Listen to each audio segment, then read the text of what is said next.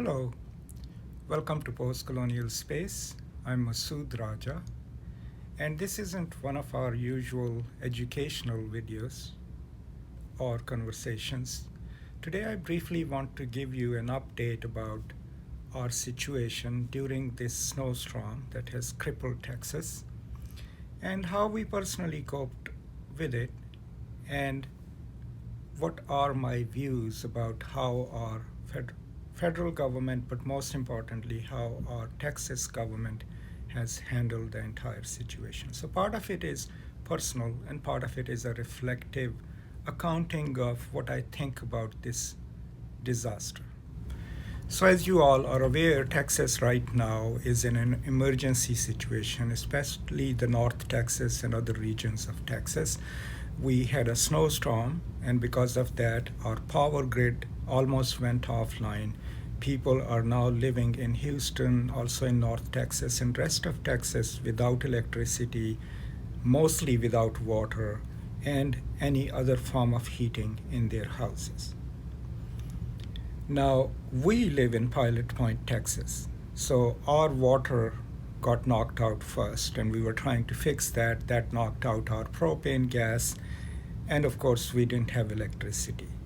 Thankfully, we now have electricity since yesterday, but for about 3 days, we didn't have any electricity, no water. And so this is not a tale of woe. My wife and I, we managed. We were able to collect water from our neighbors. We were able to build a huge fire in the back because we have a huge backyard and cook over it.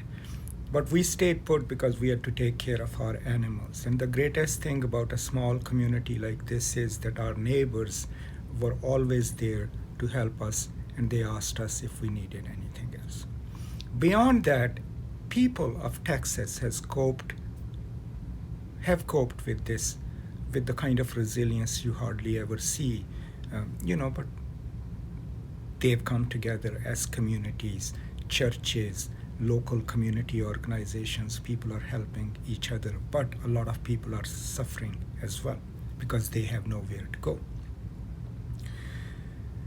So that forces us to ask quite a few questions of our state government, of our electricity board, who are responsible for this so-called autonomous grid, right, which they did to escape federal regulations. It was supposed to be an efficient system. It was supposed to be a self-sustaining system.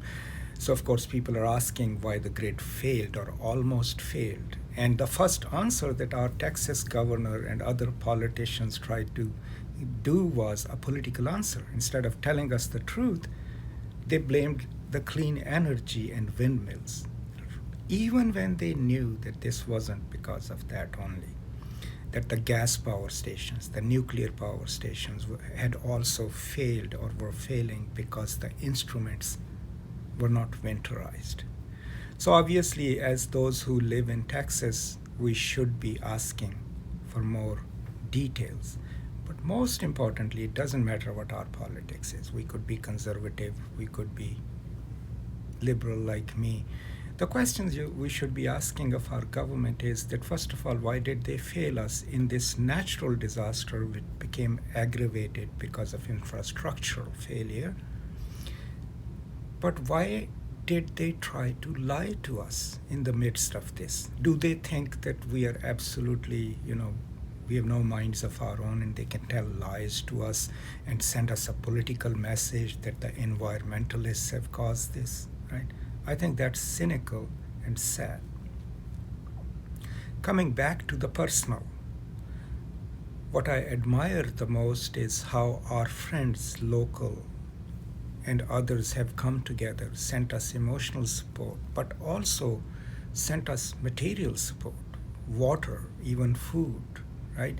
And we have been going and asking our neighbors if they need anything. So the communities came together, the churches came together, the mosques came together. And that is the most amazing part of this experience. Our government and the corporate entities that run our electric grid failed us, right? And there is a fix to that. The fix is to ask them the hard questions and constantly ask them. There was one grid in Texas that didn't have blackouts, and that's El Paso. And the reason they didn't have blackouts is because they are not part of the Texas grid. They're part of the national grid. They could import electricity from other states. So, and the co-ops, they didn't fail. So the only grid that almost failed was the one that is geared towards profits. Secondly, our electric companies and others have informed us that they'll be raising prices. 10,000 times it is being reported.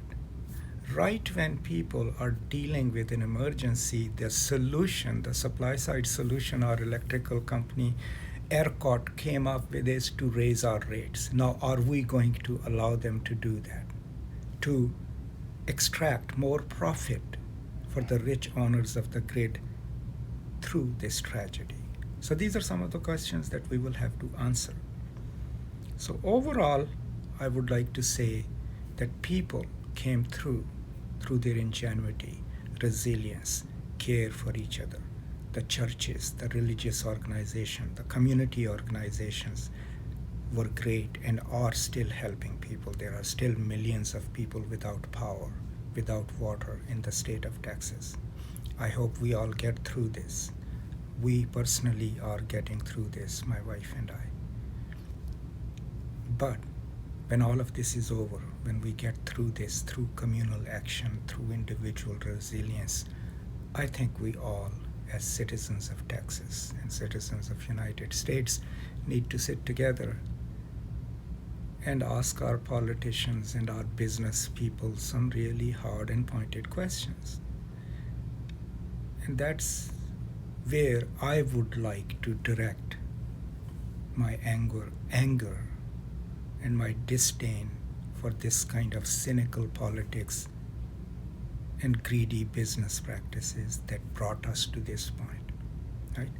A natural disaster or weather system started this. Greed, inefficiency, underplanning, and political callousness aggravated it. And we should not forget that. And we should remember that.